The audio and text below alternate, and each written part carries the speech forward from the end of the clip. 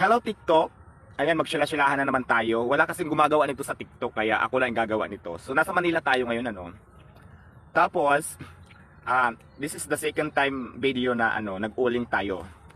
Yan, ay nakikita nyo, nakikita nyo na yung umuusok. Ay, hindi yan volcan ha, hindi yan volcan mayon. Yan po ay uling. Marami kasi nagtatanong, ano ba yung, saan ba ako kumukuha ng kahoy? Bakit? Parang nag-uuling ako. So, ayan po, yung kinukuha natin mga kahoy. Mga ritaso lang siya guys, ayan. Mga ganito. Ang tawag dito scrap na mga pinaglumaan sa mga construction company. Mga scrap na yan yung mga patapuna. So pwede pa natin gawin pagkapirahan yan. Gawin natin uling, ayan. Umusok-usok siya.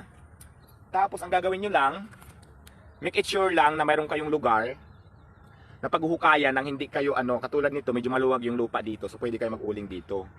Para hindi kayo, ayan, umuusok pa siya, ayan. Kailangan nyo muna ay magbutas ng maliit na butas. Tapos, ayan siya guys. Yan, umuusok-usok na siya. Para na siyang vulkan. Hindi ko makita umuusok. Ayan po. Yan, ganyan.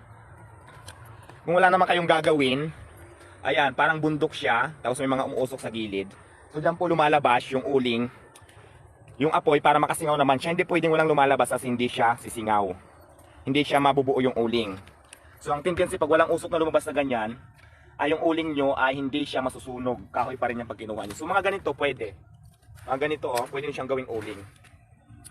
Ayan na mga tips para sa gusto magkapira. Kung wala naman kinagawa, mag-isip kayo ng pwede nyong gawin para kumita kayo ng sideline nyo. Maraming pagkakataon. Sayang naman yung oras nyo kung nandun lang kayo nakahiga. Ay kung may isipin ka naman na pwede kang kumita ng pera. Tulad ito pag-uuling ko ngayon. Why not, di ba? So yon. Kasi nung kahapon nangangkong ako eh. So ngayon naman ay uling. Simplest lang sila, sim lugar lang sila. So, yung mga retaso dyan, mga kahoy, katulad nyan, ayan, ayan, mga ganyan, mga scrap yan ng construction, yung mga tinapon, yung gumagawa ng mga construction na establishment dyan. So, pwede nyo siyang hingin at gawin yung uling. So, yun lang, yun ang tips natin for today's video. Sila-silahan tayo, gumawa tayo ng pagkakapirahan. Ayan yung ulingan ko. Oh, di ba, umuusok-usok pa siya. Hindi yan volcan.